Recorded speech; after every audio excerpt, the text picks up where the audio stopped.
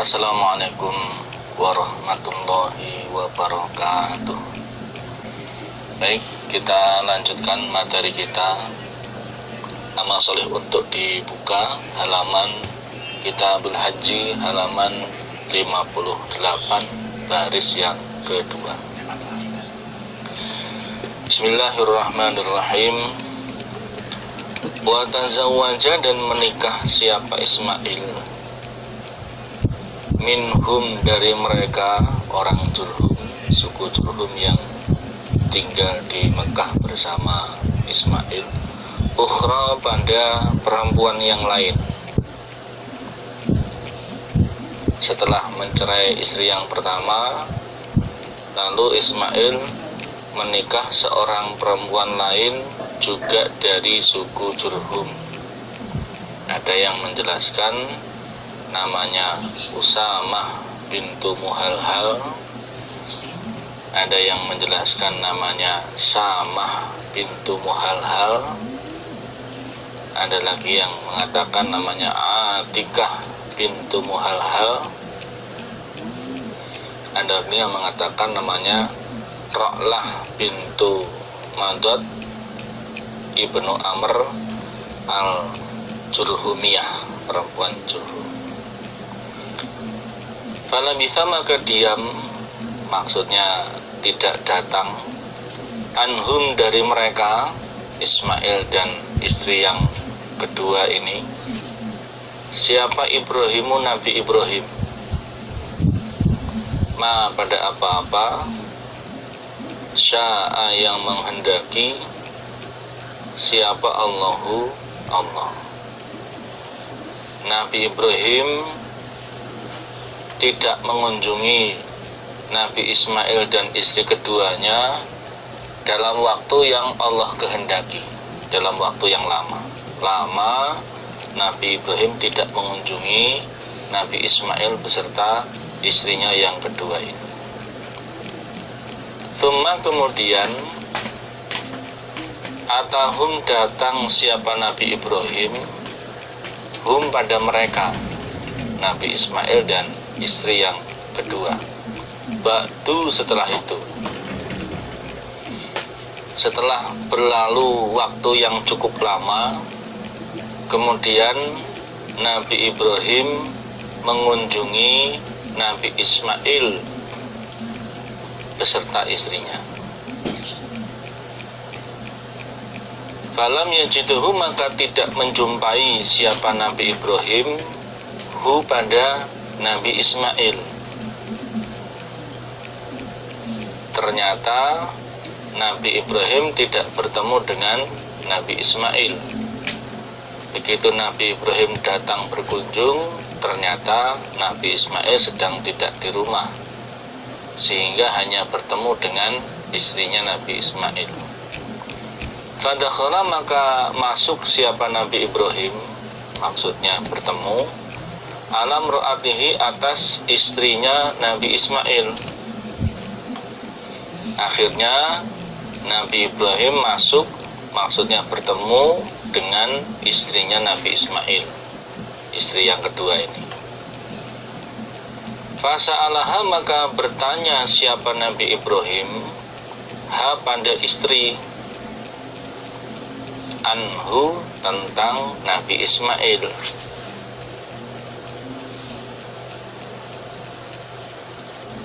Kemudian Nabi Ibrahim bertanya kepada istrinya Nabi Ismail tentang Nabi Ismail. Nah, terus suamimu sedang kemana? Faqalat, maka berkata siapa istri, kharaja, keluar siapa Ismail, suami saya, ia bertanggi, mencari siapa Nabi Ismail, lana, untuk kami. Suami saya keluar rumah untuk mencari nafkah, mencari rezeki untuk kami. Oh, mohon maaf Pak, ini suami saya sedang keluar rumah untuk mencari ma'isyah, mencari rezeki. Qala berkata siapa Nabi Ibrahim, kaifa bagaimanakah antum kalian, bagaimana keadaan kalian. Wa sa'alaha, dan bertanya siapa Nabi Ibrahim pada istrinya Nabi Ismail, an aisyihim, tentang kehidupan mereka, wahai adihim, dan keadaan mereka. Nabi Ibrahim bertanya kepada istrinya Nabi Ismail tentang kehidupan mereka dan keadaan mereka.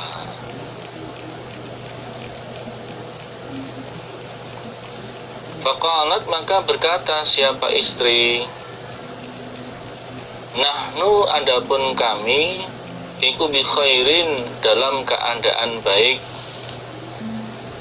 wa sa'atin, dan luas, maksudnya cukup kehidupannya dan kebutuhannya tercukupi.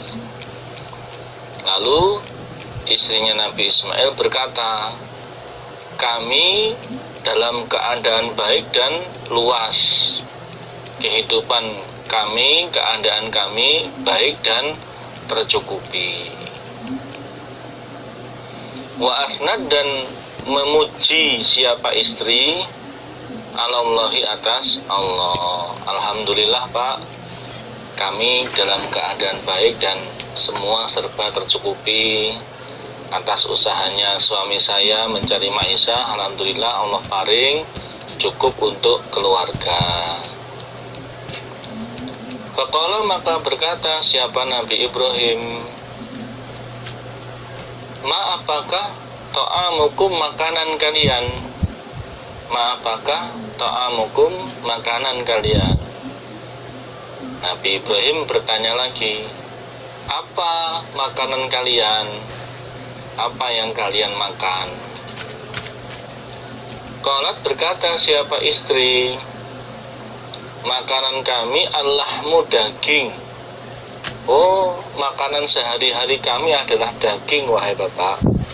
Walaupun di sini istrinya Nabi Ismail tidak mengenali, tidak tahu kalau tamunya itu adalah Nabi Ibrahim, bapak mertuanya.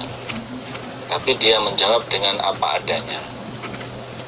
Kalau berkata siapa Nabi Ibrahim, fama, maka apakah syarabukum, minuman kalian. Lalu apa minuman kalian? Qalat, berkata siapa istri, al-ma'u, air. Oh, minuman kami air, wahai Bapak. Alhamdulillah, suamiku bisa mencari air yang cukup sehingga kami bisa minum air yang segar. Qala, berkata siapa Nabi Ibrahim, dia berdoa, Allahumma, ya Allah, barik, semoga memberi barokah engkau, barik, semoga memberi barokah engkau, lahum, untuk mereka, lahum, untuk mereka. Ini lahum ini untuk Nabi Ibrahim dan keluarganya, dan otomatis juga mengenai atau tertuju kepada anak turunnya Nabi Ismail, ya, orang Arab, orang Mekah. Filahmi, di dalam daging, wal ma'i, dan air. Nabi Ibrahim berdoa, ya Allah, berilah mereka barokah di dalam daging dan air, sehingga makanannya orang Arab, orang Mekah, ya atas doa barokahnya Nabi Ibrahim ini, ya daging dan air. Umumnya seperti itu di zaman itu. Qala, bersabda sapa an-nabiy sallallahu alaihi wasallam, walam yakun, dan tidak ada, lahum, bagi mereka penduduk Mekah, yauma idzin, pada hari itu, di zamannya Nabi Ismail itu, apa hambun, biji-bijian, gandum dan sebagainya. Nabi Muhammad bersabda, waktu zamannya Nabi Ismail itu, penduduk Mekah, yaitu orang-orang Jurhum, ya, Hajar, Ismail dan orang-orang Jurhum itu, waktu itu tidak ada biji-bijian semacam gandum dan yang lain, tidak ada. Bahan makanannya bukan berupa biji-bijian, ya daging itu tadi. Walau karena dan seandainya ada apa biji-bijian, lahum bagi mereka penduduk Mekah waktu itu, da'a maka mendoakan siapa Nabi Ibrahim, lahum untuk mereka Nabi Ismail. Secara khusus Nabi Ismail, secara umum ya penduduk Mekah. Fihi, di dalam biji-bijian. Nabi Muhammad bersabda, pada waktu itu, pada zaman itu, tidak ada biji-bijian bagi penduduk Mekah. Makanan mereka bukan berupa biji-bijian semacam gandum dan lain-lain. Seandainya saja waktu itu makanan mereka adalah biji-bijian, pastilah Nabi Ibrahim akan mendoakan barokah untuk mereka di dalam biji-bijian tersebut.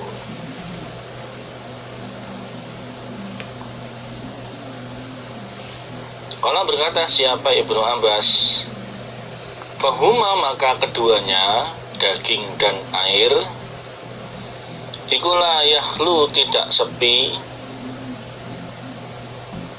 la yakhlu tidak sepi, alaihima atas keduanya, daging dan air,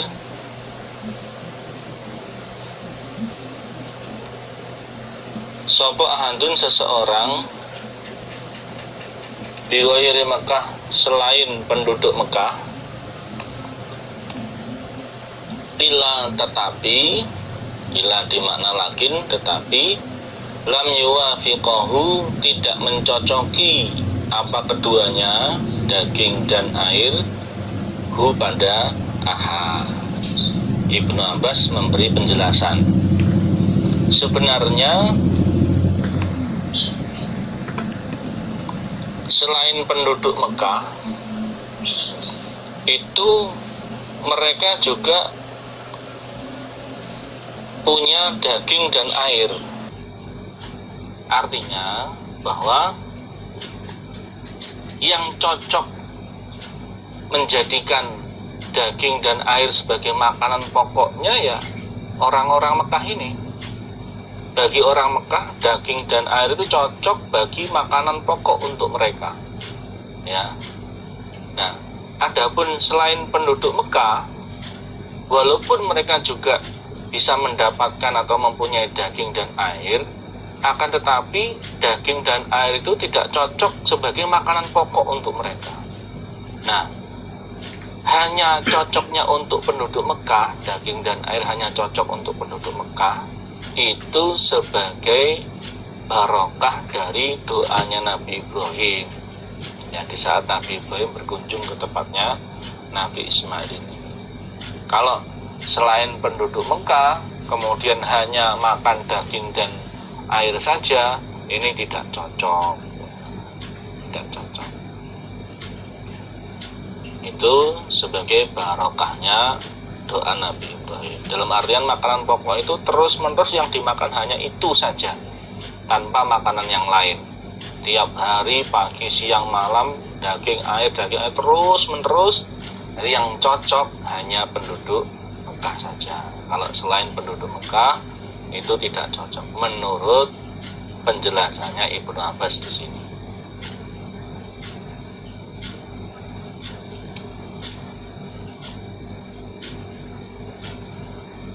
Kalau berkata siapa Nabi Ibrahim, melanjutkan ceritanya Nabi Ibrahim, perbincangannya Nabi Ibrahim dengan istrinya Nabi Ismail.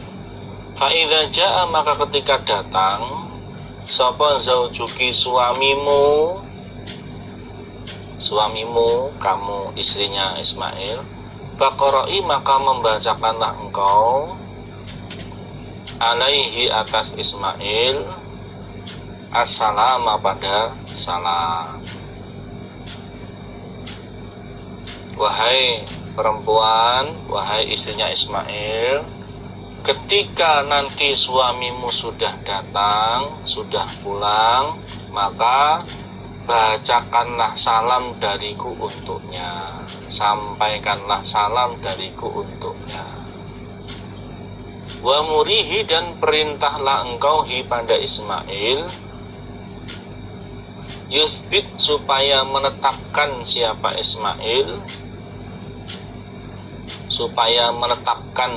Ismail, atabata babihi, pada daun pintu rumahnya Ismail, pada daun pintunya Ismail, daun pintu rumah. Dan perintahlah dia untuk menetapkan daun pintunya, daun pintu rumahnya tidak usah diganti. Lalu kemudian Nabi Ibrahim pamitan untuk pulang. Falamma ja'a, maka ketika datang, dan Nabi Ibrahim ini ya tidak memberitahukan kepada istrinya Nabi Ismail bahwa beliau itu adalah Nabi Ibrahim, bapaknya Ismail. Ya, sampai pulang pun tidak memberitahukan kalau dia adalah bapaknya Ismail. Falamma ja'a, maka ketika datang pulang ke rumah siapa Ismailu, Nabi Ismail, qala, maka berkata siapa Nabi Ismail, ketika Nabi Ismail tiba di rumah, dia bertanya kepada istrinya, hal atakum, adakah datangkum pada kalian, hal atakum, adakah datangkum pada kalian, siapa min ahadin, seseorang, apakah ada seseorang yang datang pada kalian, adakah seseorang yang bertamu ke tempat kalian, ada tamu enggak waktu saya tinggal tadi? Qalat, berkata siapa istri, naam, iya, oh iya mas, ada tamu. Atana, datang na padaku, sapa saykhun, laki-laki tua. Saykhun di sini maknanya laki-laki tua. Hasanul hayati, yang baik keadaannya, yang baik tingkahnya, beliaunya ya sopan, ngomongnya juga enak. Wa asnad, dan menyanjung siapa istri, alaihi, atas Ibrahim. Oh iya mas, ada tamu datang padaku, yaitu laki-laki tua yang baik keadaannya, pakaiannya rapi, orangnya sopan, ngomongnya santun, pokoknya orangnya baik lah. Istrinya Nabi Ismail memuji Nabi Ibrahim di depan Ismail.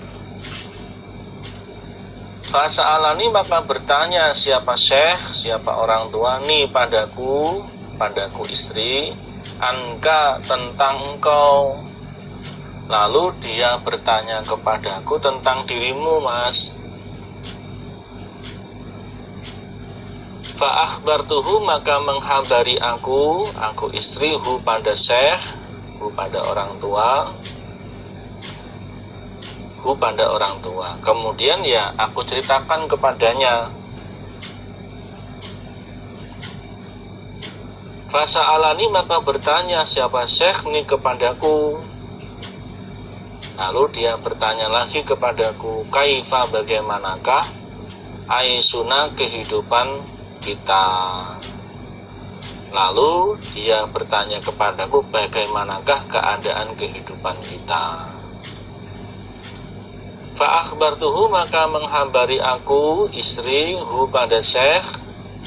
Fa'akhbartuhu, maka menghabari aku istri, hu pada syekh, pada Nabi Ibrahim itu, bahwa anna, sesungguhnya kita istri dan Ismail, bi khairin, dengan kebaikan. Kemudian aku bercerita kepadanya kalau keadaan kita itu baik, ya rukun, ya berkecukupan. Qala, berkata siapa Ismail, fa'awsaki, maka adakah wasiat atau berpesan siapa syekh ki padamu istri, bisyai'in, dengan sesuatu, apakah dia wasiat sesuatu kepadamu, apakah dia berpesan sesuatu kepadamu? Qalat, berkata siapa istri, naam, iya. Oh iya mas, sebelum pergi beliau berpesan kepadaku. Huwa dia syekh, huwa dia orang tua, iku yaqra'u membaca dia, alaika atas engkau, assalama pada salam. Beliau nitip salam untukmu, beliau membacakan salam untukmu. Wa ya'muruka, dan perintah siapa syekh, siapa orang tua padamu Ismail, antusbita untuk menetapkan engkau, atabata babika pada daun pintumu, dan dia perintah kepadamu agar engkau menetapkan daun pintumu. Itu pesannya beliau. Qala, berkata siapa Ismail, wahai istriku, ketahuilah, dzaki demikian itu, dza isim isyarah, kilil khitab kepada perempuan, demikian itu orang tua, iku abi bapakku. Ketahuilah dek istriku tersayang, tamu kita itu adalah bapakku Ibrahim. Wa anti, sedangkan engkau, iku al-atabatu, daun pintu, dan kamulah yang dimaksud daun pintu. Amaroni, perintah siapa bapak ni padaku, an umsikaki untuk menahan aku ki padamu. Dengan beliau perintah supaya aku menetapkan daun pintuku, berarti maksudnya beliau perintah kepadaku untuk mempertahankan dirimu tetap jadi istri. Inilah yang namanya istri yang baik.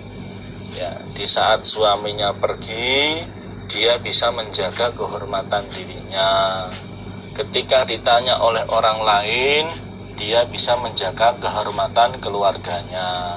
Ya, walaupun mungkin tidak setiap hari selalu berkecukupan, di situ ketika menceritakan keadaan keluarganya kepada orang lain, ya diceritakan yang baik-baik. Ya. Walaupun mungkin dalam kehidupan kadang-kadang terjadi gesekan, permasalahan antara suami dan istri, tapi ketika ditanya oleh orang lain, yang diceritakan ya yang baik-baik. Itulah kemudian Nabi Ibrahim berpesan kepada Ismail untuk mempertahankan istrinya tersebut. Berbeda dengan istri yang pertama. Summa bisa kemudian diam siapa Nabi Ibrahim, maksudnya lama tidak berkunjung, anhum dari mereka, Ismail dan istrinya, ma pada apa-apa, sya'a yang menghendaki siapa Allahu Allah.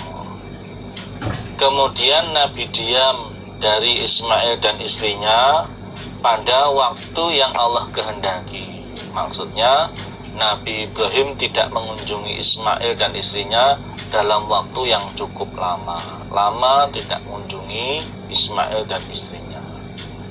Setelah lama tidak berkunjung, tsumma jaa, kemudian datang siapa Nabi Ismail, tsumma jaa, kemudian datang siapa Nabi Ibrahim, ba'da dzalika, setelah demikian itu. Setelah cukup lama tidak berkunjung ke tempatnya Ismail, lalu Nabi Ibrahim datang berkunjung. Wa Ismailu, sedangkan Nabi Ismail, iku ya beri, menajamkan siapa Nabi Ismail, nabelan pada anak panah, lahu milik Ismail, tahta dauhatin, di bawahnya pohon besar, tahta dauhatin, di bawahnya pohon besar, qoriban, dekat, min Zamzam, dari sumur Zamzam. Setelah lama tidak berkunjung ke tempatnya Nabi Ismail, lalu Nabi Ibrahim datang berkunjung ke tempatnya Nabi Ismail. Waktu itu Nabi Ismail sedang menajamkan anak panah miliknya. Dia berada di bawah pohon besar yang dekat dengan sumur Zamzam. Falamma ra'ahu, maka ketika melihat siapa Ismail hu pada Ibrahim, qoma, maka berdiri siapa Ismail, ilaihi, kepada Ibrahim, menyambut Ibrahim. Ketika Nabi Ismail melihat Nabi Ibrahim datang, Nabi Ismail langsung berdiri menyambut Nabi Ibrahim. Fasana'a, maka berbuat siapa keduanya, Nabi Ibrahim dan Nabi Ismail, kama yasna'u, sebagaimana berbuat siapa al-walidu, orang tua, bil waladi, pada anak. Nabi Ibrahim kepada Ismail, wal waladu, dan anak, bil walidi, kepada orang tua. Lalu keduanya berbuat sebagaimana orang tua terhadap anaknya dan anak terhadap orang tuanya yang sangat lama tidak bertemu, ya, melepas kangen mereka dengan saling berangkulan, saling berpelukan, ya.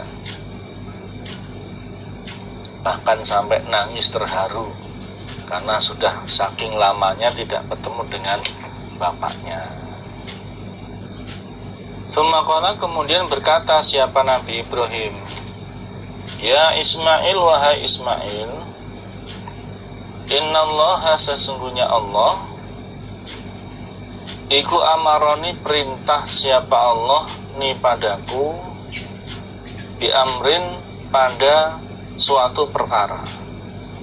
Lalu Nabi Ibrahim berkata, wahai Ismail, sesungguhnya Allah memerintahkan aku untuk mengerjakan suatu perkara.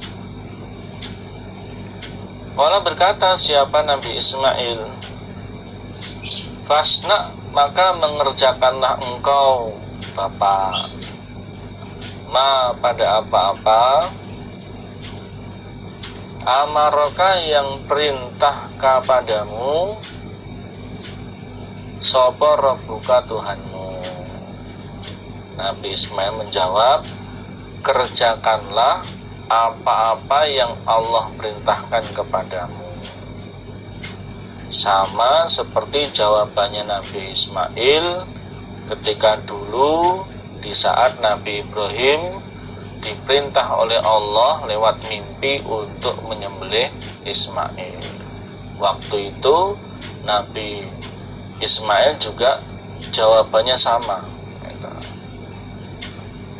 kerjakanlah apa-apa yang diperintahkan kepadamu, menunjukkan ketaatannya Nabi Ismail kepada Allah, menunjukkan ketaklimannya Nabi Ismail kepada bapaknya.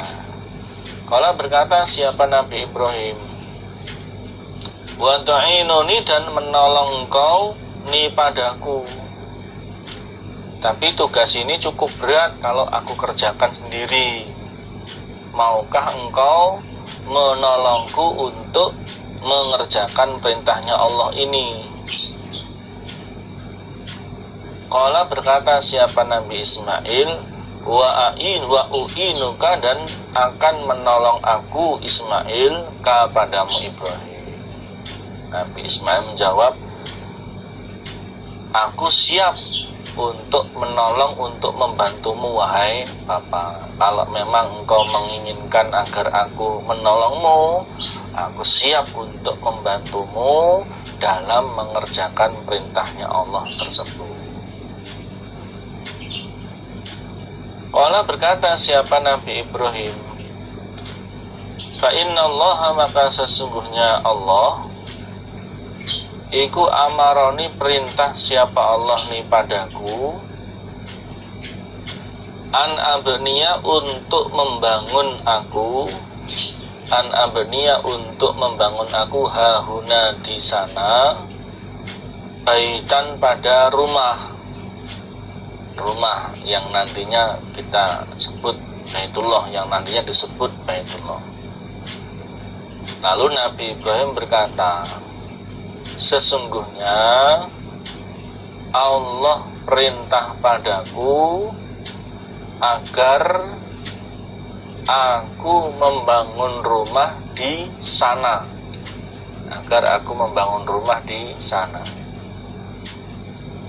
Wa asyara, dan isyarah siapa Nabi Ibrahim, menunjuk siapa Nabi Ibrahim, ila akamatin pada gundukan.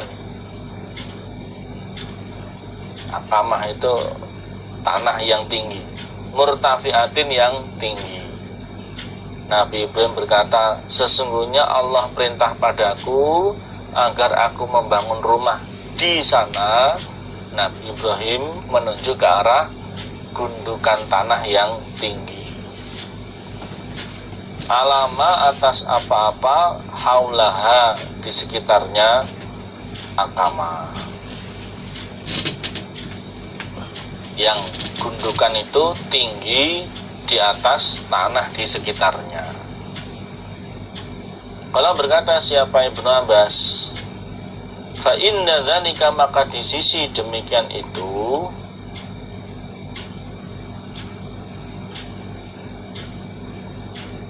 rafa'a, mengangkat siapa keduanya, maksudnya meninggikan, al-qawaida, pada beberapa pondasi, minal baiti, dari Baitullah. Di saat itulah, setelah diperintahkan oleh Allah untuk membangun Baitullah, itulah Nabi Ibrahim dan Nabi Ismail mengangkat beberapa pondasi dari Baitullah, maksudnya meninggikan pondasi Baitullah. Caranya Allah menunjukkan letaknya Baitullah kepada Nabi Ibrahim adalah Allah mengutus awan, yang awan itu menaungi tempatnya Baitullah. Lalu Nabi Ibrahim menggali tanah yang terkena bayang-bayangnya awan tersebut, dan ternyata disitulah bangunan Baitullah, yang karena sudah Baitullah itu dibangun sejak dulu, karena sudah berganti zaman, termasuk terkena banjir zaman Nabi Nuh itu, sehingga kemudian bangunan Baitullah itu tertutup tanah. Di zamannya Nabi Ibrahim inilah Allah perintah kepada Nabi Ibrahim untuk meninggikan pondasi Baitullah. Fanja'ala, maka berbuat siapa Ismailu, Nabi Ismail, yakti, datang siapa Nabi Ismail, bil hijarati, dengan membawa batu, wa Ibrahimu, dan Nabi Ibrahim, iku yabni, membangun siapa Nabi Ibrahim. Prakteknya di dalam meninggikan bangunan Baitullah itu, Nabi Ismail datang dengan membawa batu, sedangkan Nabi Ibrahim yang meletakkan batu tersebut di bangunan Baitullah.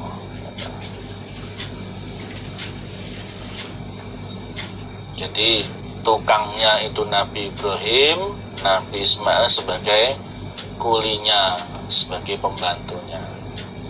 Hatta, sehingga idhar tafa'a, ketika tinggi, opo al-bina'u, bangunan Baitullah, bangunan Ka'bah, ja'a, maka datang siapa Nabi Ismail, bihadzal hajari, pada ini batu, Fawado'ahu, maka meletakkan siapa Nabi Ismail hu pada batu, lahu untuk Nabi Ibrahim. Faqama, maka berdiri siapa Nabi Ibrahim,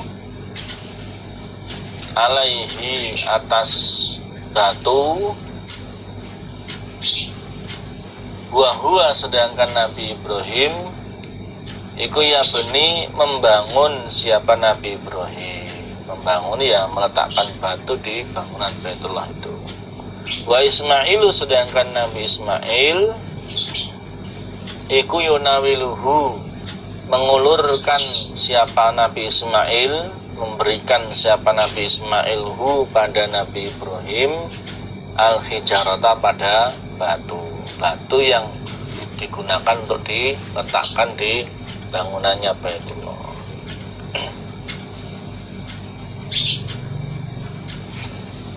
Ketika bangunan Baitullah sudah mulai tinggi dan Nabi Ibrahim sudah kesulitan untuk meletakkan batu di atas bangunan Baitullah, kemudian Nabi Ismail datang dengan membawa batu ini, yang dimaksud adalah makom Ibrahim.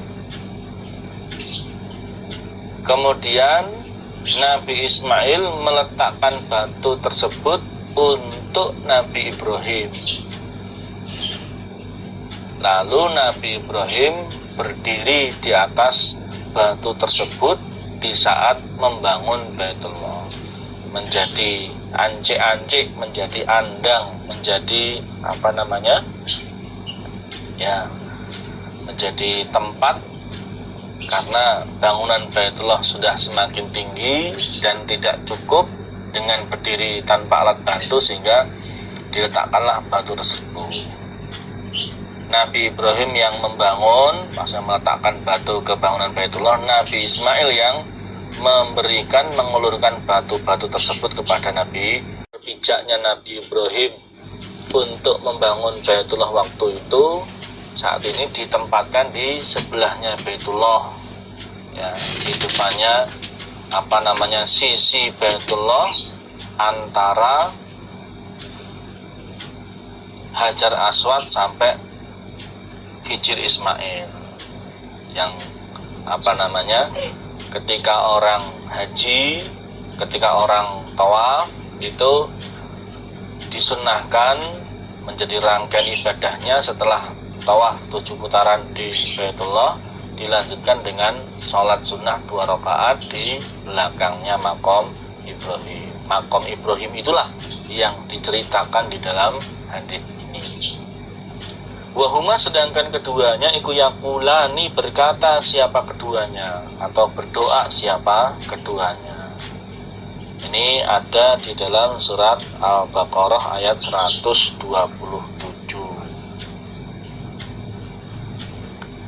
Rabbana, wahai Tuhan kami, taqabbal, semoga menerima Engkau, minna, dari kami, maksudnya amalan-amalan kami, termasuk amalan membangun Baitullah atau meninggikan Baitullah. Innaka, sesungguhnya Engkau Allah, anta, Engkau iku as-sami'u, zat yang maha mendengar permohonan kami, al-alimu, lagi maha mengetahui isi hati kami. Dan Nabi Ibrahim dan Nabi Ismail berdoa, ya Allah, terimalah amal-amal kami ya Allah, termasuk amalan membangun atau meninggikan bangunan Baitullah.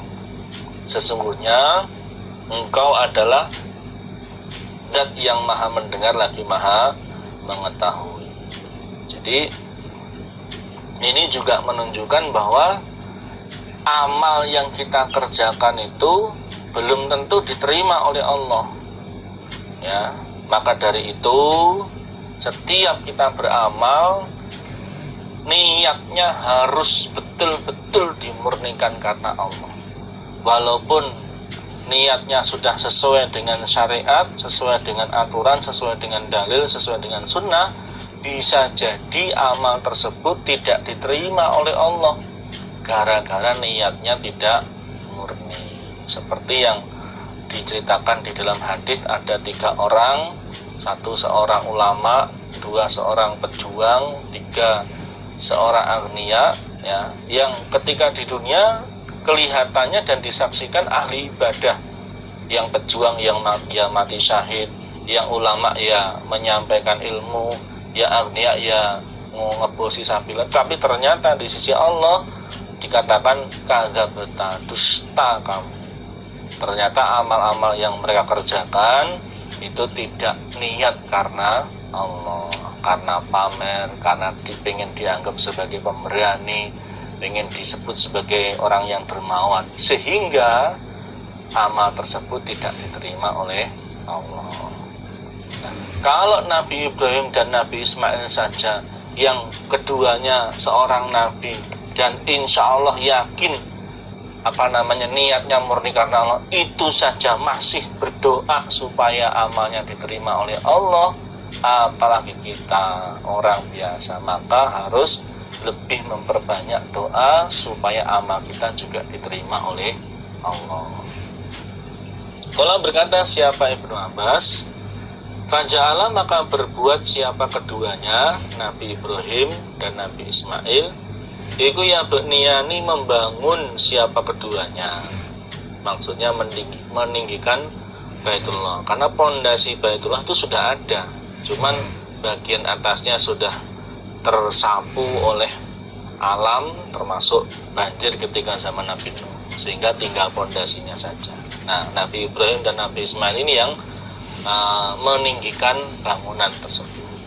Hatta yadura, sehingga mengelilingi siapa keduanya, Nabi Ibrahim dan Nabi Ismail, haulal baiti, di sekitarnya Baitullah.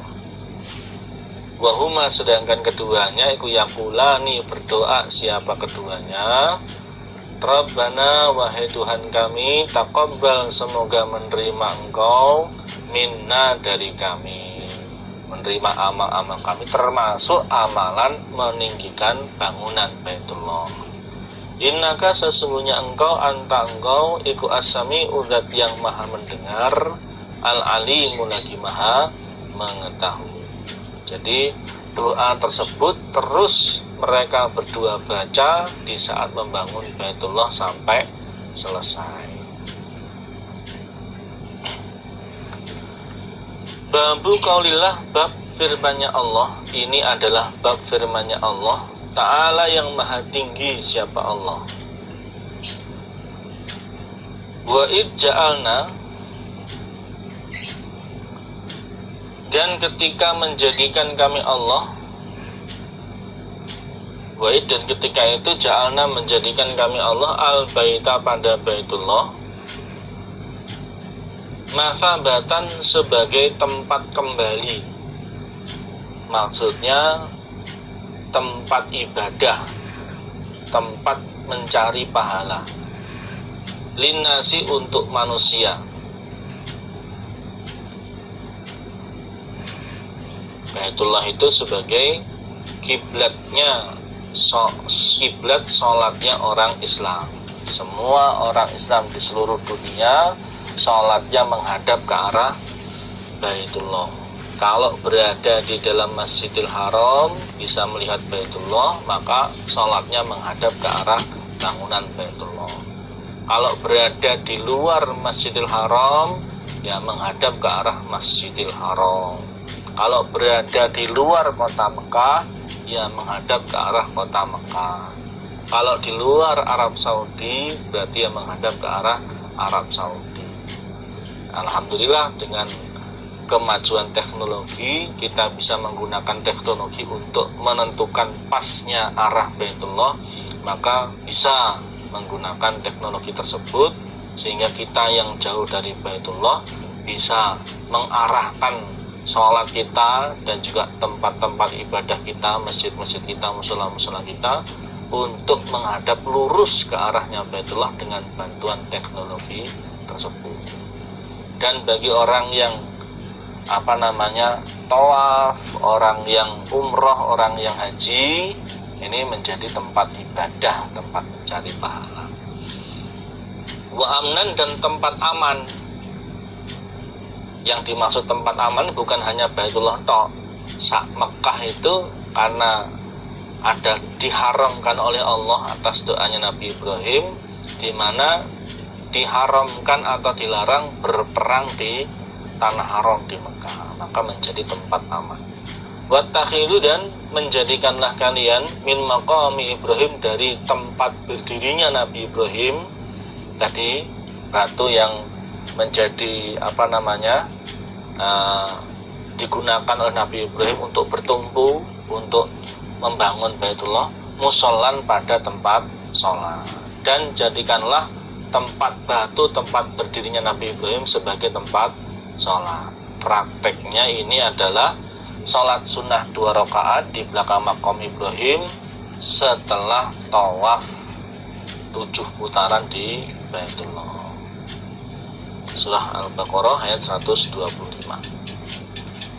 Waqala, berkata siapa Ibnu Abi Hatim, akhbaruna Hasan ibnu Muhammad ibnu Sabbah, akhbaruna Abdul Wahab ibnu Atha, an ibnu Juraid, an Ja'far ibnu Muhammad, an Abi. Sami'a, mendengar siapa Abi, Jabiron, pada Jabir, yuhaditsu, bercerita siapa Jabir, an hajjatin Nabi, tentang hajinya Nabi sallallahu alaihi wasallam. Jabir bercerita tentang hajinya Nabi, yaitu haji wada, haji perpisahan tahun 10 Hijriah. Haji satu-satunya haji yang dikerjakan oleh Nabi. Kalau berkata siapa Jabir, lamma tafa, ketika telah tawaf berkeliling, siapa an-nabiyyu, Nabi sallallahu alaihi wasallam, qala, maka bersabda, maka berkata, lahu, kepada Nabi, siapa Umar. Setelah Nabi selesai mengerjakan tawaf di Baitullah 7 putaran, Umar berkata kepada Nabi Ibrahim, matur kepada Nabi Ibrahim, kepada Nabi Muhammad, wahai Nabi Muhammad, hadza, adapun ini batu makom Ibrahim, iku maqamu abina, tempat berdirinya bapak kita, maksudnya Nabi Ibrahim. Umar berkata, wahai Nabi Muhammad, ini adalah tempat berdirinya bapak kita.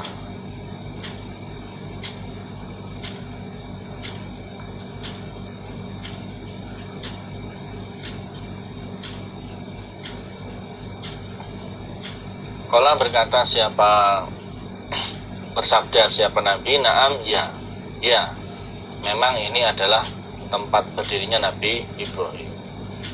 Jadi waktu zaman Nabi, makom Ibrahim itu letaknya mepet dengan tembok Baitullah. Nah, pada masa Raja Saud itu letaknya makom Ibrahim agak dijauhkan dari Baitullah, tembok Baitullah, yang tujuannya agar orang yang tawaf itu bisa lancar mengitari Baitullah. Kala, berkata siapa Umar, afala nattakhiduhu, adakah maka tidak menjadikan kita hu pada makom Ibrahim, adakah tidak menjadikan kita hu pada makom Ibrahim, musollan, pada tempat sholat. Wahai Nabi, apakah kita tidak menjadikan makom Ibrahim ini sebagai tempat sholat? Umar bin Khattab usul seperti itu kepada Nabi Muhammad. Fa'anzala, maka menurunkan siapa Allah, azza, yang maha mulia siapa Allah, wa jalla, dan maha agung siapa Allah, ayat wattakhiru min maqami Ibrahim musalla. Wattakhiru, dan menjadikanlah kalian min maqami Ibrahim, dari tempat berdirinya Nabi Ibrahim, yaitu batu tempat berpijaknya Nabi Ibrahim ketika membangun Baitullah, musollan pada tempat sholat.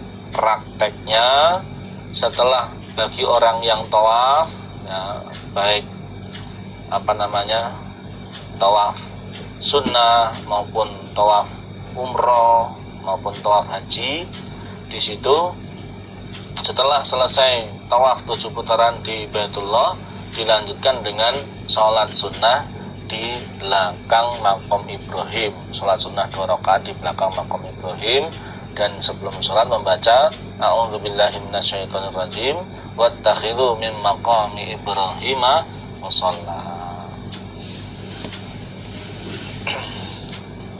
Waqala, dan berkata siapa Imam Ahmad, hadatsana Husaim akhbarna Humaid an Anasin, qala berkata siapa Anas, qala berkata siapa Umar radhiyallahu anhu, wa faqatu mencocoki aku Rabbi pada Tuhanku, pada Allah azza yang maha mulia siapa Allah, wa jalla dan maha agung siapa Allah, fi salatin di dalam 3 perkara. Umar berkata, aku mencocoki pada Allah pada 3 perkara.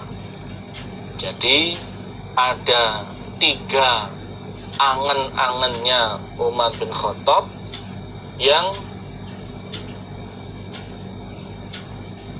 dikabulkan oleh Allah dengan cara Allah menurunkan ayat Al-Quran. Awalnya Umar bin Khattab punya angen-angen, punya usul, lalu kemudian dikabulkan oleh Allah dengan Allah menurunkan ayat Al-Quran. Qultu berkata aku, Anas, saya ulangi, Qultu berkata aku, Umar bin Khattab, ini yang pertama, ya Rasulullah, wahai Rasulullah, lawit takhota hendaklah menjadikan engkau, min maqami Ibrahim, dari tempat berdirinya Nabi Ibrahim, musollan pada tempat sholat. Yang pertama, aku pernah matur kepada Nabi, wahai Nabi, hendaklah engkau menjadikan batu tempat berdirinya Nabi Ibrahim ini pada tempat sholat. Ini usulannya Umar bin Khattab kepada Nabi. Fanazalan, maka turun opo ayat, wattakhidhu min maqami Ibrahim musalla, wattakhidhu dan menjadikanlah kalian min maqami Ibrahim dari tempat berdirinya Nabi Ibrahim, musallan pada tempat sholat. Lalu turun ayat, jadikanlah tempat berdirinya Nabi Ibrahim sebagai tempat sholat, khusus bagi orang yang tawaf. Setelah selesai tawaf 7 putaran di Baitullah, dilanjutkan dengan sholat sunnah 2 rakaat di belakang maqam Ibrahim. Ya, rakaat pertama membaca surat Al-Kafirun, rakaat kedua membaca surat Al-Ikhlas. Waqultu, yang kedua, waqultu dan berkata aku Umar, ya Rasulullah, wahai Rasulullah, inna nisa'aka, sesungguhnya beberapa istrimu, iku yadkhulu masuk, maksudnya bertamu, alaihinna atas mereka istri, menjumpai mereka istri, sopo al-baru orang yang baik, wal fajiru dan orang yang fajir, orang yang durhaka, orang kafir. Falau amartahunna, maka hendaklah perintah engkau, atau alangkah baiknya perintah engkau, guna pada mereka istri, ayyah tajibna, agar berhijab mereka. Wahai Nabi, sesungguhnya istri-istrimu itu kedatangan tamu, baik orang yang baik maupun orang yang fajir. Maka alangkah baiknya engkau perintah pada mereka untuk berhijab, ya, yaitu memakai kain yang diturunkan sekaligus untuk menutupi wajahnya, sehingga tidak terlihat wajahnya sama sekali oleh orang lain.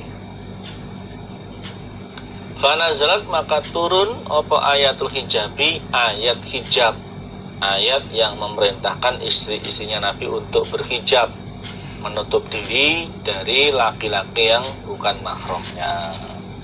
Ini dalam surat Al-Ahzab ayat 59. Itu yang kedua. Yang ketiga, wajib tamah dan sepakat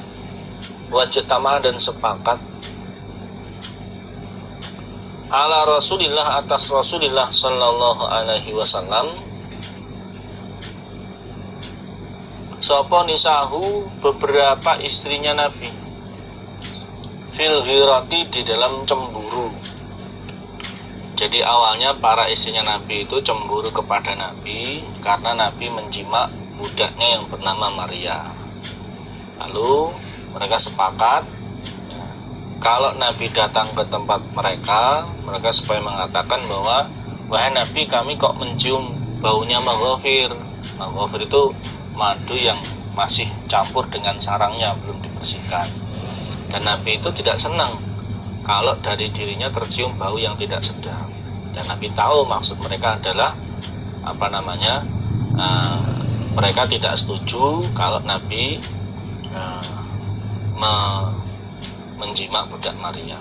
Fakultu, maka berkata aku, Umar bin Khattab, lahuna, kepada mereka istri, asa barangkali atau pasti, siapa Rabbuhu, Tuhannya Nabi Muhammad, Allah, in talaqakunna, jika mencerai siapa Nabi, kunna, pada kalian istri,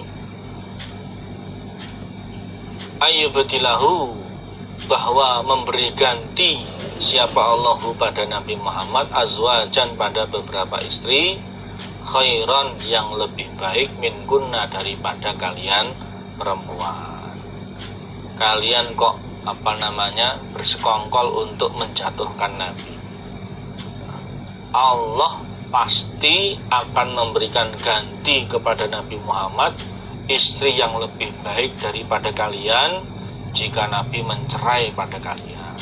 Kalian nanti kalau sekongkol untuk menjatuhkan Nabi, terus Nabi mencerai kalian, Allah pasti memberi istri yang lebih baik daripada kalian.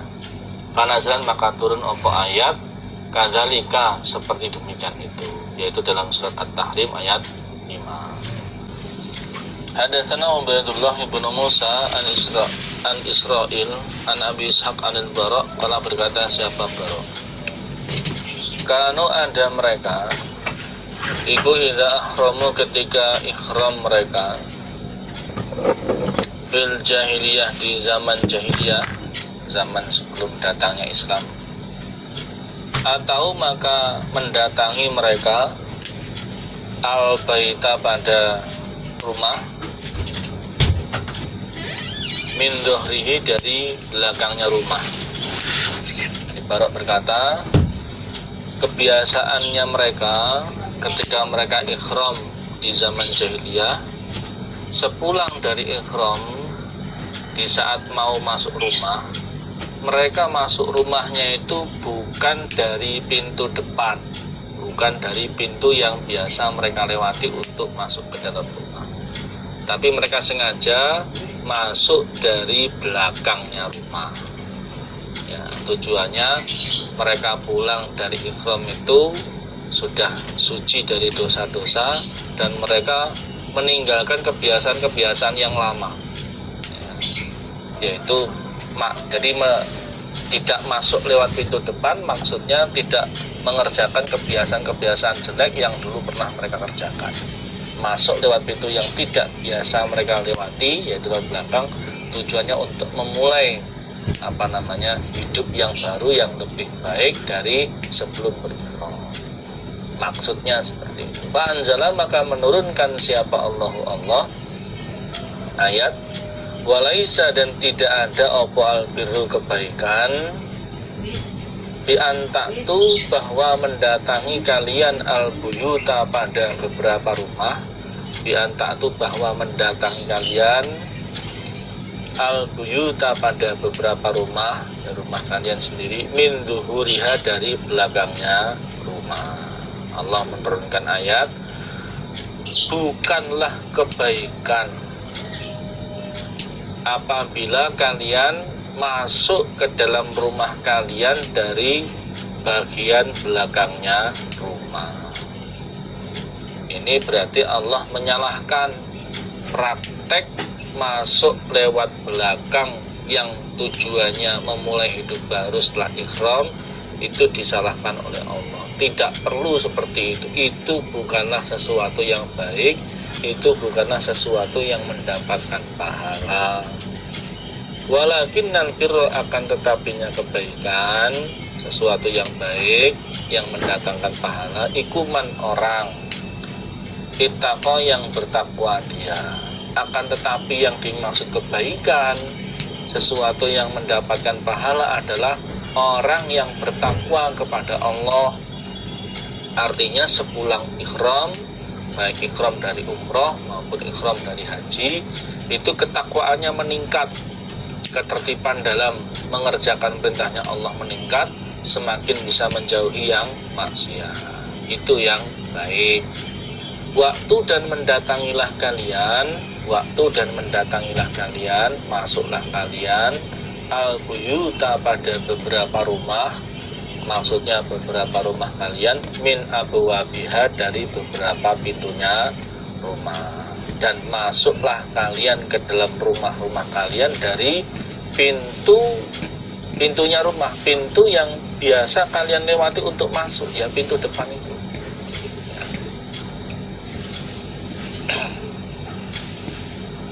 Waqadarawan, dan sungguh meriwayatkan siapa al-imam, yaitu Abu Muhammad ibni Abi Hatim, fi sababi nuzuli hadhil ayah, di dalam sebab turunnya ayat ini, meriwayatkan hadisan pada sebuah hadis ghoriban yang gharib, yang kedudukannya gharib, asing. Faqala, maka berkata siapa Abu Muhammad ibni Abi Hatim, hadatsana Ali bin Husain, hadatsana Abu Abdullah al-Harawi, hadatsana Ghassan al-Harawi, hadatsana Ibrahim ibn Tahman an Atha an Safwan ibni Umayyah, annahu, sesungguhnya Safwan iku qala, berkata siapa Safwan, ja'a, datang sapa rajulun, seorang laki-laki, ila Nabi, pada Nabi sallallahu alaihi wasallam, mutadhammihun, orang yang basah atau berlumuran, bizza'faron, dengan minyak za'faron, minyak wangi, alaihi, atas laki-laki, jubbatun, jubah. Sofwan bercerita, ada seorang laki-laki yang datang kepada Nabi. Dia dalam keadaan basah atau berlumuran dengan minyak za'faron, minyak wangi, dan waktu itu dia memakai pakaian jubah, baju kurung, jubah. Faqala, maka berkata siapa rajul kepada Nabi, kaifa, bagaimanakah takmuruni, perintah engkau Nabi, takmuruni, perintah engkau ni padaku, ya Rasulullah, wahai Rasulullah, fi umrati, di dalam umrahku. Lalu rajul tersebut bertanya kepada Nabi, wahai Nabi, apakah yang engkau perintahkan kepadaku di dalam umrohku? Wahai Nabi, saya ini mau mengerjakan umroh.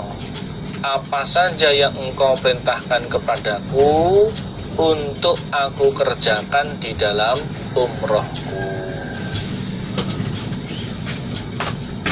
Kala, berkata siapa Safwan, fa'anzala, maka menurunkan siapa Allahu Allah kepada Nabi Muhammad. Ayat wa atimmul hajja wal umrata lillah.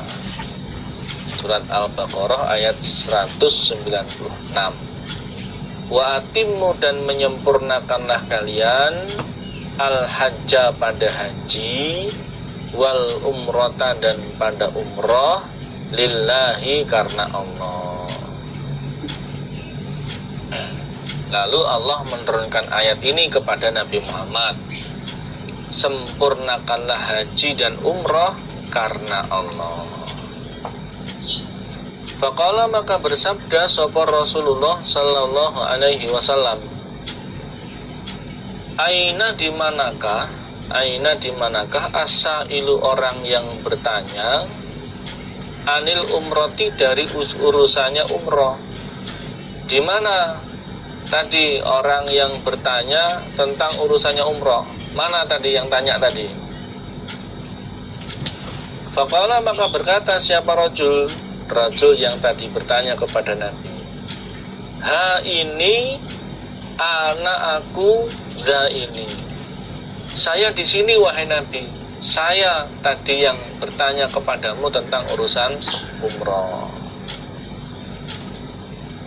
Faqala, maka bersabda sapa Nabi lahu kepada rajul, alki, menjatuhkanlah engkau, artinya melepaslah engkau, angka darimu thiyabaka, pada pakaianmu. Lepaskanlah pakaianmu, jubahmu itu, kemudian gantilah dengan 2 lembar pakaian ihram, yaitu 2 lembar pakaian yang tidak berjahit. Tsumma tasil, kemudian mandilah engkau, mandi seperti mandi jinabah. Wastansik, dan menghisaplah air ke hidung engkau,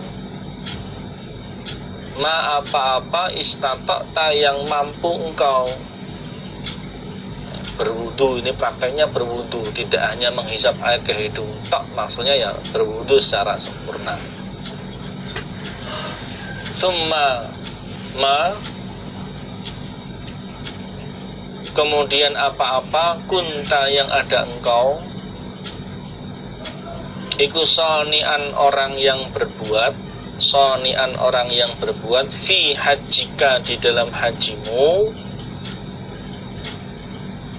fasna'hu, maka mengerjakanlah engkau hu pada ma, fi umrotika, di dalam umrohmu. Fasna'hu, maka mengerjakanlah engkau hu pada ma, fi umrotika, di dalam umrohmu. Kemudian apa-apa yang kamu kerjakan di dalam hajimu, juga kerjakanlah di dalam umrohmu. Ya, maksudnya aturan-aturan yang berlaku di dalam umroh, larangan-larangan yang berlaku di dalam umroh, itu sama dengan larangan-larangan yang berlaku di dalam haji. Contohnya, tidak boleh berpakaian yang ada jahitannya, harus berpakaian ihram, 2 lembar kain yang tidak ada jahitannya. Ya, tidak boleh memakai tutup kepala yang nempel dengan kepala, tidak boleh pakai minyak wangi, tidak boleh mencukur rambut, tidak boleh menjima istri. Maksudnya begitu. Kalau secara urut, orang yang ihram itu, orang yang umrah itu diawali dengan dia mengambil mikot, yaitu tempat batas dia mulai mengerjakan ibadah umrah. Ya, dia mengerjakan ihram. Kalau umrah berarti ya ihram untuk umrah. Kemudian di situ dia mandi jinabat, ya, kemudian memakai pakaian ihram, ya, kemudian membaca niat, dan juga sholat sunnah 2 rakaat di mikot. Kemudian selama dia berpakaian ihram sebelum nukar, berlaku baginya larangan-larangan yang sama dengan larangan bagi orang yang mengerjakan ihram haji. Tidak boleh berpakaian biasa, tidak boleh pakai minyak wangi, tidak boleh menjima istri, tidak boleh memotong rambut, tidak boleh memakai penutup kepala yang nempel dengan kepala. Ya, ini untuk laki-laki seperti itu.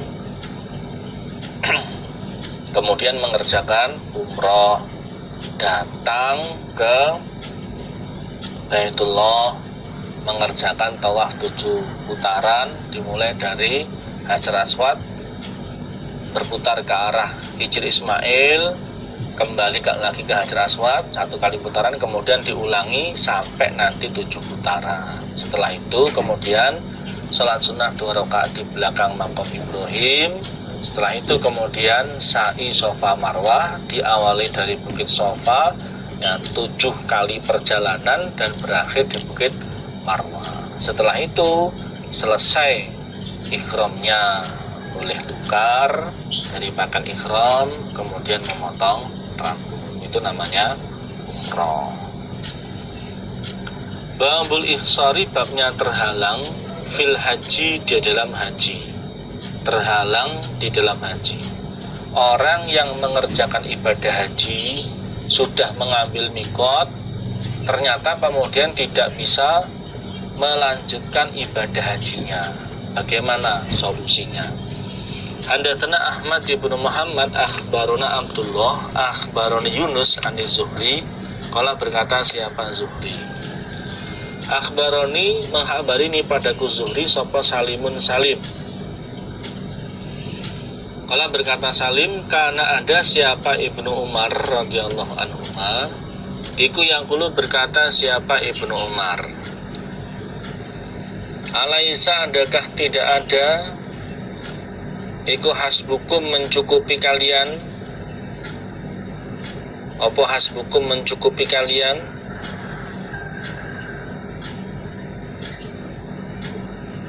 sunnata Rasulillah, sunnahnya atau contohnya Rasulullah sallallahu alaihi wasallam, inhu, bisa jika ditahan, jika tertahan maksudnya tidak bisa melanjutkan ibadah, sapa ahadukum, salah satu kalian, anil haji, dari haji.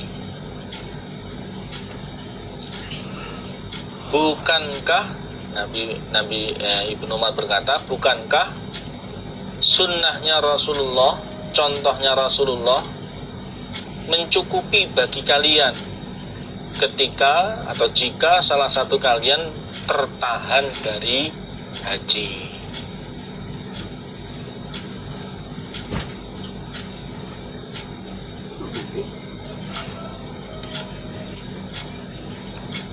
Ini kan di saat zaman di mana Hajjaj bin Yusuf memerangi Abdullah bin Zubair, yang mana Abdullah bin Zubair itu mendirikan keamiran di Mekah, memisahkan dari keamiran waktu itu yang ada di Syam, sehingga keadaan atau situasinya itu tidak aman.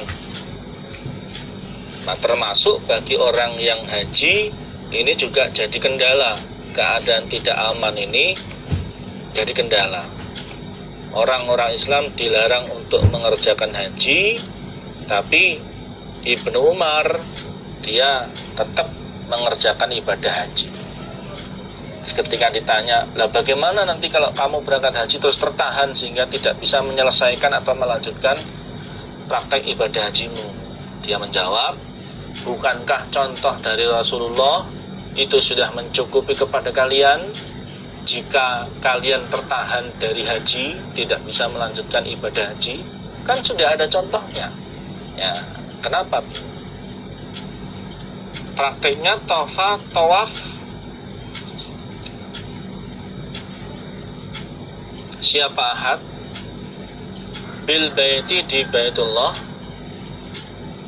wa bis Safa, tawaf di Baitullah 7 putaran, dilanjutkan dengan sholat sunnah 2 rakaat di belakang makam Ibrahim. Wa bis Shafa, dan sa'i di Bukit Shafa, wal Marwati, dan Marwah, 7 perjalanan, dimulai dari naik Bukit Shafa dan berakhir di Bukit Marwah. Tsumma halal, kemudian halal atau lukar sapa ahad min kulli syai'in, dari tiap-tiap sesuatu. Kemudian setelah selesai sa'i, selesai sa'i Safa Marwah, dia halal dari tiap-tiap sesuatu. Artinya melepas pakaian ihramnya, boleh berpakaian biasa, boleh pakai minyak wangi, boleh menjima istri, boleh memotong rambut. Hatta yahujja, sehingga haji sapa ahad aman pada tahun qabilan depan, sehingga dia haji lagi tahun depan untuk menyempurnakan hajinya yang tidak lengkap. Jadi kalau dia haji tapi prakteknya selesai atau tertahan sampai sa'i Safa Marwah, berarti ibadah hajinya belum lengkap. Kenapa? Dia harus wukuf di Arafah tanggal 9, kemudian melempar jumroh tanggal 10, kemudian tawaf ifadah, belum kemudian mabit di Mina dan melempar jumroh di Mina tanggal 11, 12, dan 13. Nah, kalau kemudian praktek wukuf di Arafah dan seterusnya tidak bisa dijalankan karena kondisi tidak aman, berarti dia tertahan, maka tahun depan dia haji lagi dengan haji yang sempurna, ya. Ya wukuf, ya lempar jumroh, ya tawaf ifadah, ya mabit di Mina, ya mabit di Mina dan siangnya lempar jumroh. Fayudi, maka hadiah dia. Au yasumu, atau berpuasa dia.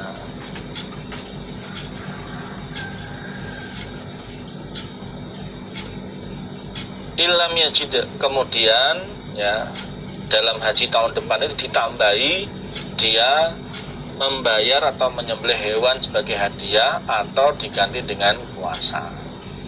Ilam yajid, jika tidak menjumpai dia hadian pada hadiah, dia puasa kalau dia tidak mempunyai hadiah, itu hewan yang disembelih.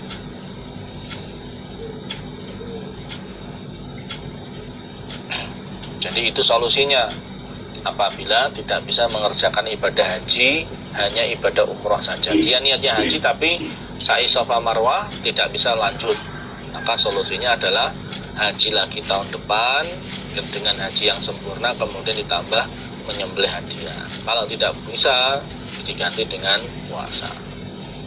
Babuman, babnya orang, qala yang berkata siapa orang, hadis di atas itu rawahul Bukhari, hadisnya rawahul Bukhari. Babuman, babnya orang, qala yang berkata dia, berpendapat dia, laisa, tidak ada, alal muhsori, itu harokat dari huruf shad diganti, yang awalnya kasroh diganti fathah, bukan muhsiri tapi muhsori. Laisa, tidak ada, alal muhsori, atas orang yang tercegah dari haji, opo badalun, ganti. Bab ini menjelaskan orang yang berpendapat bahwa orang yang niat mengerjakan ibadah haji kemudian tercegah sehingga tidak bisa melengkapi ibadah hajinya, itu tidak perlu mengganti, ya, tidak perlu mengganti. Ini pendapatnya orang yang seperti itu.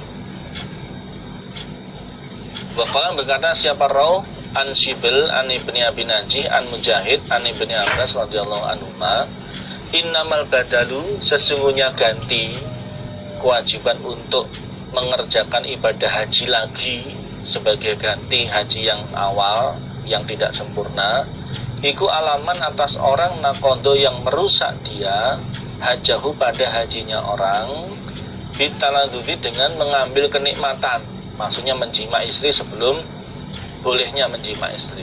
Jadi Ibnu Abbas berpendapat yang punya kewajiban untuk mengganti haji itu hanya bagi orang yang merusak hajinya dengan menjima istri sebelum waktu halalnya menjima istri. Kapan waktu halalnya menjima istri? Yaitu setelah tawaf ifadah. Ya. Kalau dia rusaknya hajinya itu karena menjima istri sebelum halalnya menjima istri, sebelum tawaf ifadah, nah orang seperti ini yang wajib untuk mengganti hajinya dengan mengerjakan ibadah haji di tahun yang lain. Ini menurut Ibnu Abbas. Fa'amman, maka adapun orang habasahu yang menahanhu pada orang, maksudnya menyebabkan dia tidak bisa menyempurnakan ibadah hajinya, apa udur ya, selain jima, atau ghairu dzalika, selain demikian itu udur, contohnya mungkin karena keadaan tidak aman, dicegah oleh musuh misalkan, sehingga dia tidak bisa melanjutkan atau tidak bisa menyempurnakan ibadah hajinya, fa innahu, maka sesungguhnya orang iku yahillu, halal atau lukar siapa orang, lukar dari pakaian ihramnya di tempat dia tercegah. Maka orang seperti itu dia lukar dari pakaian ihramnya di tempat dia tercegah atau tidak bisa melanjutkan ibadah hajinya, ya sudah diselesaikan di situ. Wala yarji'u, dan tidak mengulangi dia, maksudnya tidak mengganti haji di tahun yang lain, tidak mengganti mengerjakan ibadah haji di tahun yang lain. Ini keterangannya, kalau haji yang dikerjakan yang tercegah itu haji sunnah, haji yang kedua dan seterusnya. Tapi kalau yang dikerjakan yang tercegah itu haji yang wajib, yaitu haji yang pertama, maka ya tetap hajinya tidak sah, harus ganti dengan mengerjakan haji di tahun yang lain. Wa in kana, dan jika ada ma'ahu bersama orang apa hadiyun, hadiah hewan untuk sembelih, wa huwa, sedangkan dia orang iku muhsarun, orang yang tercegah, maksudnya tidak bisa melanjutkan ibadah hajinya, ya, dia tercegah sehingga tidak bisa melanjutkan ibadah hajinya, dan kebetulan waktu itu dia membawa hadiah atau bisa beli hadiah hewan. Naharahu, maka menyembelih siapa orang hu pada hadiah. Kalau memang ketika dia tercegah itu keadaannya sudah bawa hadiah hewan, maka ya ketika tercegah itu dia menyembelih hadiah tersebut. Gimana? Di tempat dia tercegah, dimanapun itu, baik di tanah halal maupun di tanah haram. Beda kalau keadaan normal kan menyembelihnya di Mina. Ini karena keadaannya darurat, ya, dia tercegah tidak bisa melanjutkan ibadah hajinya, di tempat dia tercegah itulah dia menyembelih hadiahnya. Itu kalau sudah bawa hadiah. In kana, jika ada siapa orang iku la yastati'u, tidak mampu siapa orang ayyab'atha, untuk mengirim siapa orang itu, jadi dia menyembelih hewan hadiahnya itu, ya, di tempat dia tercegah, dengan syarat jika dia tidak mampu untuk mengirim hadiahnya ke tempat penyembelihan hewan, yaitu di Mina,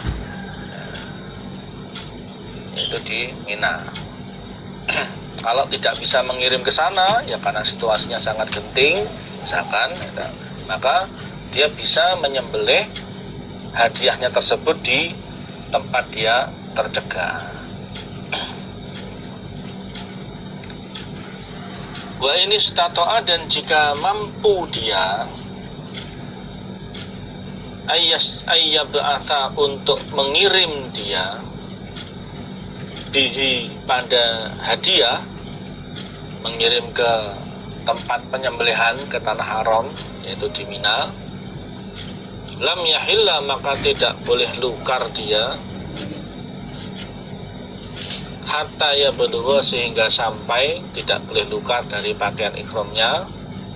Ya, otomatis tidak boleh mengerjakan hal-hal yang semestinya boleh dilakukan setelah lukar, ya, kaitannya begitu. Hatta yablugha, sehingga sampai opo al hadiyatu hadiah, sampai mahillahu, pada tempat halalnya hadiah, yaitu ke tanah haram, yaitu di Mina. Nah, jika dia mampu untuk mengirim hadiahnya berupa hewan itu ke tanah haram, ke tempat penyembelihan hewan di Mina, maka dia tidak boleh lukar, termasuk tidak boleh mengerjakan hal-hal yang boleh dikerjakan setelah lukar. Tidak boleh jima istri, tidak boleh pakai minyak wangi, tidak boleh potong rambut, sampai hadiah tersebut tiba di tempat halalnya hadiah, sampai hadiahnya itu tiba ke tanah haram, ke Mina, kemudian disembelih, baru dia boleh lukar. Nah, mengirim di sini bisa jadi dikirim sendiri, dibawa sendiri, bisa jadi ngutus orang lain untuk membawa hadiah tersebut. Ya, maka harus didatangkan di tempat halalnya hadiah.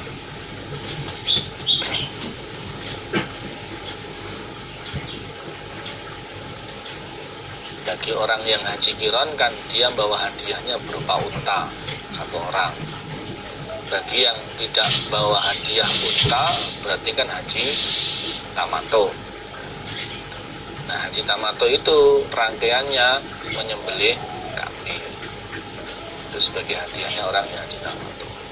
Kalau hadiahnya orang haji qiron, ya menyembelih unta. Wa qala, berkata sapa Malik, wa ghairuhu, dan selainnya Imam Malik, pendapatnya beda lagi. Yang haru, menyembelih siapa orang yang tercegah, tidak bisa melanjutkan ibadah hajinya, hadiyahu, pada hadiahnya orang, hadiah yang dia bawa. Wa yahliku, dan cukur dia. Yahliku itu cukur gundul. Cukur di sini sebenarnya tidak harus gundul, boleh gundul, boleh memotong. Nah, kenapa kok disebut cukur gundul saja? Karena yang lebih afdal itu yang cukur gundul tadi. Nah, cukur gundul itu tidak hanya sekedar dipotong bersih, bukan, tapi harus dikerok. Itu namanya yahlik. Kalau hanya dipotong pakai alat pemotong mesin itu saja, tidak dikerok sampai habis, itu sebagian ulama berpendapat itu belum termasuk yahliku. Ya, itu termasuk motong saja. Maka kalau niatnya cukur gundul, ya dicukur itu sampai kemudian dikerok pakai alat kerok itu.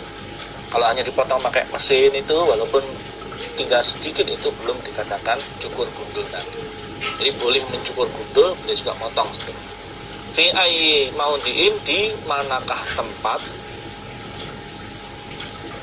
karena ada siapa orang, menurut Imam Malik, bagi orang yang tercegah, yang tidak bisa melanjutkan ibadah hajinya, dia boleh menyembelih hadiahnya dan mencukur rambutnya di manapun tempat dia tercegah.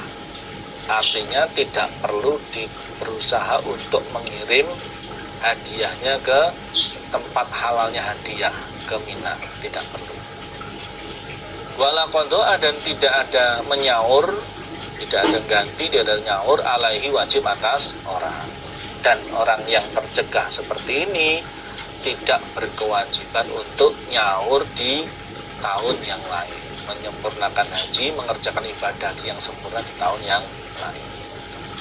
Li'anna nabiyya, karena sesungguhnya Nabi sallallahu alaihi wasallam, wa ashabahu, dan beberapa sahabatnya Nabi, bil Hudaybiyah, di tanah Hudaybiyah di tahun 6 Hijriah itu,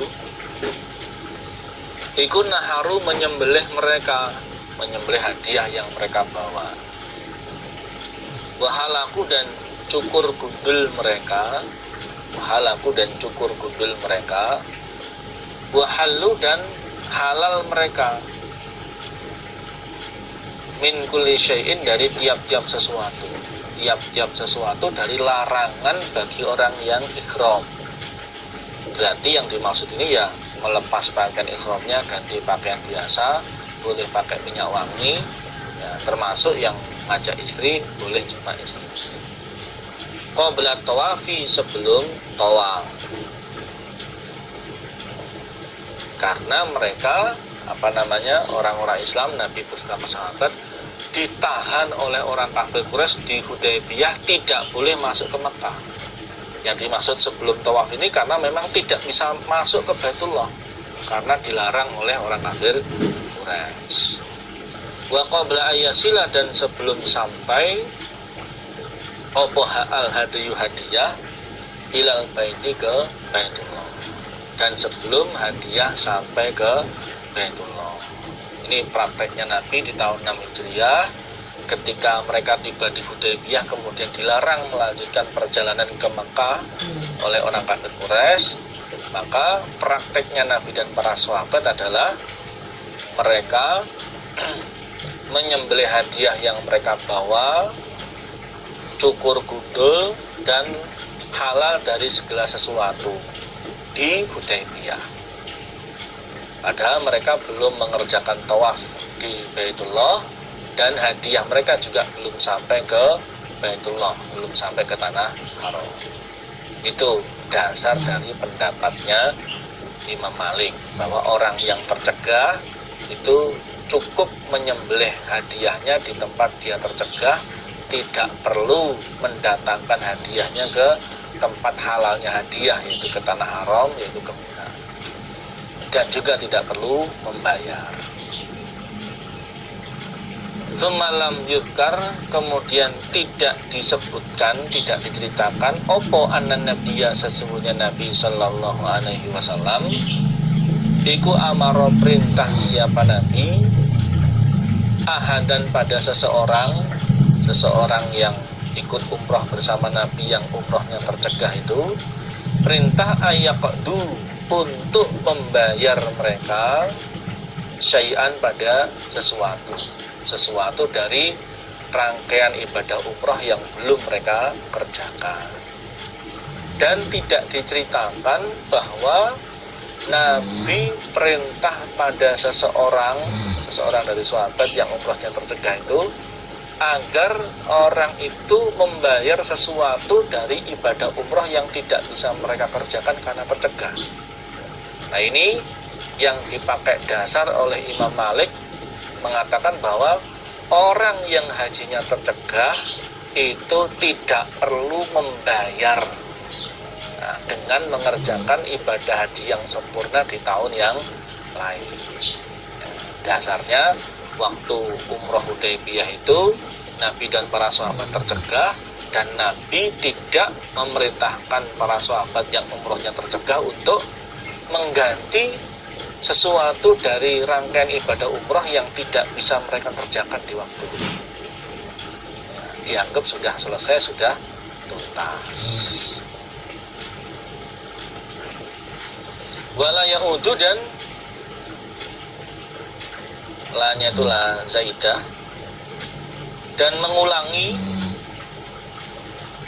mereka lahu pada syai', dan tidak diceritakan bahwa Nabi perintah pada seseorang untuk membayar sesuatu dari rangkaian ibadah umroh yang tidak bisa mereka kerjakan, dan untuk mengulangi sesuatu dari ibadah umroh yang mereka kerjakan. Begitu sudah tercegah, yang bisa dilakukan apa? Ya menyembelih, bukar, cukur, ya sudah selesai. Wal Hudaybiyah itu adapun Hudaybiyah, tanah Hudaybiyah di mana tempat tercegahnya Nabi dan para sahabat tidak bisa melanjutkan perjalanan karena dilarang oleh orang kafir Mekah, dicegat oleh orang kafir Mekah. Iku khorijun, keluar atau di luar minal haram, dari tanah haram. Sedangkan Hudaybiyah itu di luar tanah haram. Nah, Nabi dan para sahabat menyembelih hadiahnya ya di Hudaybiyah, berarti di luar tanah haram. Yang mana mestinya hadiah itu dibawa ke tanah haram, ya kemudian disembelih di tanah haram. Tapi kenyataannya di Hudaybiyah di luar tanah haram, dan Nabi menyembelih dan tidak memerintahkan untuk menyempurnakan atau membayar rangkaian ibadah umrah yang belum bisa mereka kerjakan. Ini dasar dari pendapatnya Imam Malik bahwa hadiah disembelih di tempat tercegah, ya, tidak perlu didatangkan ke tanah haram, dan tidak perlu membayar atau mengulangi ibadah yang belum bisa dikerjakan. Babun bab hadatsana Adam hadatsana Syu'bah an Abdurrahman ibn Asbahani qala sami'tu Abdullah ibn Ma'qil qala berkata siapa Abdullah bin Ma'qil qa'atu duduk aku ila Ka'ab bin Ujrah pada Ka'ab bin Ujrah fi hadzal masjid di dalam ini masjid, yakni menghendaki siapa Abdullah bin Ma'qil Masjid Al-Kufah pada Masjid Kufah di tanah Irak sana. Saya duduk menjumpai Ka'ab bin Ujrah di masjid ini, maksudnya masjid tanah Kufah.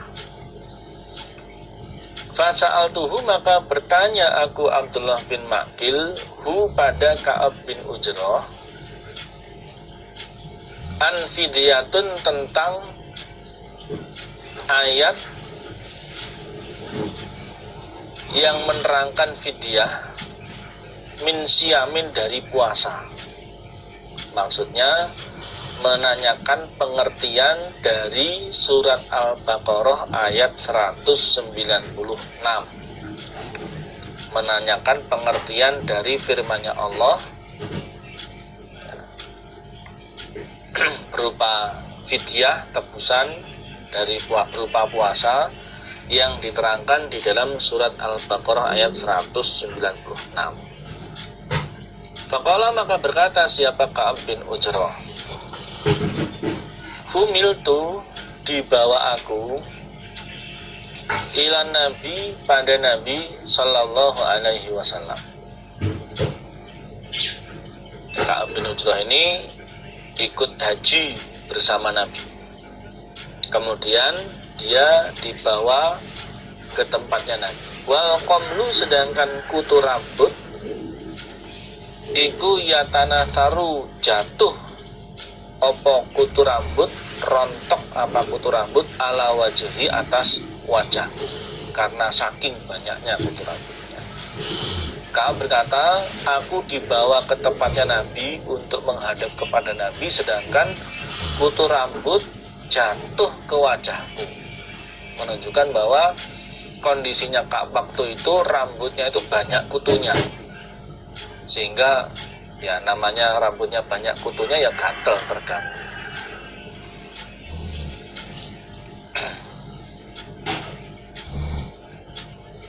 Faqala, maka bersabda sopan Nabi, ma kuntu, tidak ada aku,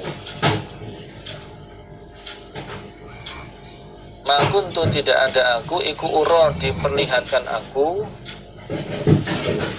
annal jahda, sesungguhnya payah, berat,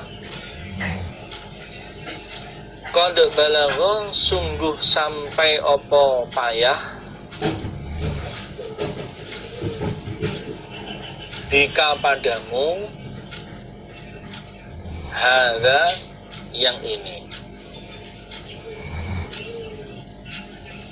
Nabi bersabda kepada Ka'ab, aku tidak pernah melihat kamu mengalami kepayahan, mengalami penderitaan seperti yang kamu alami saat ini, yaitu terganggu karena banyaknya kutu rambutnya. Kalau di hadis yang lain itu Nabi bertanya kepada Ka'ab, wahai Ka'ab, apakah kamu tidak terganggu oleh kutu rambutmu? Iya Nabi, saya terganggu dengan kutu rambut saya. Maksudnya kemudian supaya Ka'ab itu tidak terganggu dengan kutu rambutnya, cara yang paling mudah adalah rambutnya dicukur habis. Di sini maksudnya Nabi perintah kepada Ka'ab untuk mencukur habis rambutnya. Nah, sedangkan saat itu kondisinya masih dalam pakaian ihram, belum lukar dari pakaian ihram, di mana salah satu larangan dalam berpakaian ihram adalah mencukur rambut sebelum lukar dari pakaian ihram. Berarti dengan dicukur rambutnya di situ terkena kafaroh, Kemudian Nabi setelah memerintahkan Ka'ab untuk cukur, konsekuensinya dia harus mengerjakan kafaroh. Nabi menjelaskan kafarohnya. Ama tajidu, adakah tidak menjumpai engkau Ka'ab, tidak mempunyai engkau Ka'ab syatan pada satu ekor kambing? Wahai Ka'ab, apakah kamu tidak punya satu ekor kambing? Apakah kamu punya satu ekor kambing? Sebagai kafaroh, sebagai denda karena motong rambut ketika masih dalam keadaan ihram. Qultu, berkata aku, Ka'ab, la, tidak punya Nabi, saya tidak punya kambing. Qala, bersabda siapa Nabi, sum, berpuasalah engkau salah satu ayamin pada 3 hari. Atau memberilah makan engkau sitata masakin pada 6 beberapa orang miskin. Likulli miskin, bagi setiap satu orang miskin, nisfu sok, separuhnya sok min ta'amin, dari makanan. Setelah itu kamu diperbolehkan untuk wahlik dan mencukur gululah engkau roksaka pada kepalamu, rambut kepalamu. Oke, kalau kamu nggak mampu menyembelih seekor kambing, boleh kamu ganti dengan berpuasa 3 hari berturut-turut. Berpuasa 3 hari berturut-turut. Atau dengan memberi makan pada 6 orang miskin, masing-masing orang miskin diberi paling tidak separuh sok. Berarti totalnya adalah berapa? 6, 3 sok ya. 3 sok untuk 6 orang miskin. Nah, dengan begitu kamu diperbolehkan untuk mencukur rambutmu.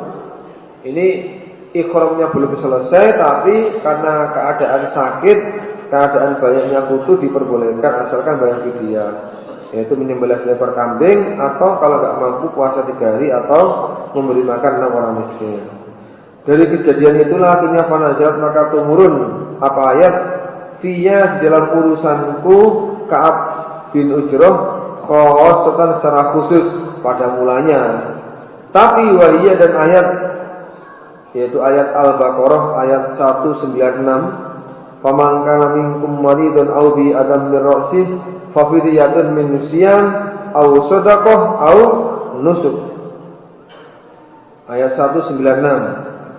Laku bagi kamu sekalian amatan dengan umum. Memang ayat itu pertama diturunkan mengenai pada saya, tapi itu juga berlaku umum untuk kalian semua. Di pelanggaran-pelanggaran termasuk mencukur rambut di saat belum waktunya lukar, itu adalah puasa 3 hari, yaitu fidyahnya berupa puasa 3 hari, atau memberi makan 6 orang miskin, atau menyembelih seekor kambing, minimal kambing. Moga-moga Allah paling manfaat dan barokah. Jazakumullah khairan. Assalamualaikum warahmatullahi wabarakatuh.